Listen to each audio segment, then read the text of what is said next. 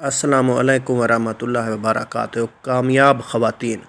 औरत शादी करके ख़ावंद के घर जाती है, वो घर शौहर की मलकियत में होता है, लेकिन अल्लाह ताला ने कुरान करीम में एक जगह से अलावा हर जगह ख़ावंद के घर को औरत का घर करार दिया है ताकि ख़ातून मलका बनकर रहे। अल्लाह ताला फरमाता है कि तुम औरतों को इनके घरों से मत निकालो, हालांकि घर मर्द का होता है। दूसरी जगह फरमाया, आए औरतों अपने घरों में ठहरी रहो, हालांकि घर का मालिक मर्द ही होता है। यहाँ भी ख़वातीन को मालिक करार दिया गया। तीसरी जगह फरमाया, और याद करो जो तुम्हारे घरों में तिलावत किया जाता है। यहाँ भी घर की निस्बत ख़वातीन की तरफ की गई है। सिर्फ़ एक जगह औरतों की तरफ घर की निस्बत नहीं की, और वो वहाँ के जब औरत बदकारी करे। फरमाया कि इनको घरों में रोके रखो। यहाँ घर की निस्बत औरत की तरफ नहीं की गई।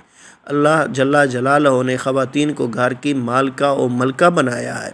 जो मर्द इस मलका को जूती समझते हैं, वो ख़ुद जूते के काबिल होते हैं। एक बुज़ुर्ग फरमाते हैं कि ख़वातीन अमानतें होती हैं, इनको घटिया वही समझता है जो रज़ील व ज़लील औरत के पेट से पैदा होता है। जिस मलका को रब ने इज़्ज़त दी, तुम भी इसको इज़्ज़त दो। सदा खुश रहें, सलामत रहें। वस्सलाम।